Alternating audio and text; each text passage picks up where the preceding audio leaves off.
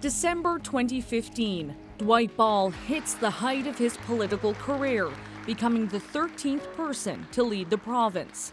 His victory at the polls was easy. Behind the scenes, his private life was anything but. 10 months earlier, things began to unravel. Dwight Ball would explain it all to police. His daughter Jade Ball had been in an on-again, off-again relationship with Brandon Phillips. They had known each other for about 5 years. Both battled a very serious opiate problem. Dwight Ball told police he paid off the couple's debts in previous years and moved them to Deer Lake. They later returned to St. John's, and the problems began again. In January 2015, Dwight Ball began noticing tens of thousands of dollars being charged to his credit card. By August of that year, things had escalated. As Ball prepared for a fall election, TVs were stolen from his condo at the Tiffany in St. John's. Then someone bought a car worth upwards of $12,000 using his credit card. Ball told police the person at the Royal Garage sold the vehicle using the digits of his credit card, without the person actually having a credit card as proof. He said Brandon Phillips and Jarrett Cody were the ones who did it. Jarrett Cody and his girlfriend Caitlin Skinner were tenants at a home owned by Jade and Dwight Ball. Dwight Ball would get text messages from Cody and Facebook messages from Skinner. It involved unpaid drug debt related to Phillips, tens of thousands of dollars. Jade Ball texted her father and said she too was being harassed. Someone even showed up at her workplace to get the message across.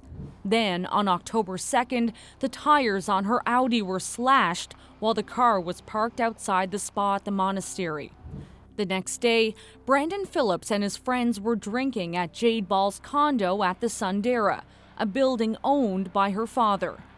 Shortly before midnight, a masked man would enter the captain's quarters, desperately demanding cash. He would take Larry Wellman's life. As word spreads of a possible murder at the captain's quarters, Brandon Phillips confesses to a different crime, a blunt admission to stealing from the soon-to-be premier, as Phillips dealt with overwhelming debt, tens of thousands of dollars. He texts Dwight Ball. "I've been taking your TVs," he says, "and putting them into traders. Going to Humberwood, I just found out I'm an addict, and you, Dwight, have been paying. Jade is in danger because of all I have done. I owe that guy Jarrett Cody $20,000, and when I couldn't pay him, he started targeting Jade because he knows she's my ex-girlfriend and who her parents are. Jade had nothing to do with any of what went on. I gave your credit card number to Jarrett, and she knows nothing about it. Like I told Jade before, I'm willing to take responsibility for everything." Phillips admits to picking the lock at Dwight Ball's condo, getting inside, and stealing TVs. 24 hours later, police expand their search into who killed Larry Wellman. The next day, Jade Ball takes it a step further and tells police about Jarrett Cody and his alleged harassment. Miss Ball states since the harassment has started, the persons responsible have now been harassing her father for the money, and at one point bought a car using her father's stolen credit card number. The harassment wasn't just coming from Jarrett Cody, though. Jade Ball says it was also coming from third-party people, like Felicia Pinn, the sister of convicted killer Philip Pinn.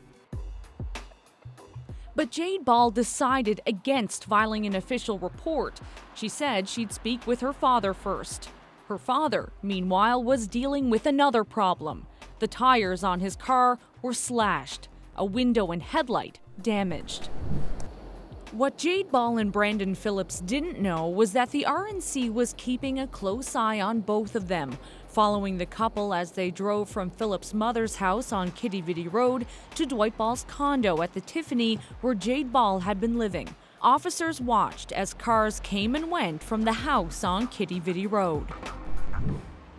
October 8th, 5 days after the shooting. Still no arrests, but police have released this. A still image of the suspect. He wore a black hooded jacket, a white logo on the front. Strange, because Dwight Ball had a jacket just like that one, a jacket that went missing months before. He texts his daughter about it, and she returns it to her father's condo. Suspicious, it was Dwight Ball who goes to police next. He tells then RNC Sergeant Tom Warren the gunman may be Brandon Phillips, a man who had dated his daughter for years. And not only that, Phillips may have been wearing Dwight Ball's jacket when he committed the crime. Meanwhile, on the street, police were gathering their case against their prime suspect. A tossed cigarette, now DNA evidence. There's enough to make an arrest. In his mother's home, the case against Brandon Phillips is mounting. A gun, a shotgun shell, sneakers with the DNA of shooting victim Larry Wellman. But the investigation isn't over, and police continue questioning people. Jarrett Cody talks to police and says what he does is no secret. He says he was paid off with prepaid credit cards bought using Dwight Ball's credit card. He even admits to buying that car at Royal Garage. You may not like the medicine that I'm delivering here today, but these are the facts. From the outside looking in, things were going well. Ball was gearing up for the election, debating the other leaders at MUN, getting ready to hit the campaign trail. But the next day, there's one more visit with the police. Ball talks to the RNC to complain of harassing Facebook messages from someone else. This is the last communication with Dwight Ball referenced in the police search warrant documents. What a great night! A month and a half after Larry Wellman is killed, Dwight Ball and his Liberal Party sweep to victory. A public triumph after months of private turmoil.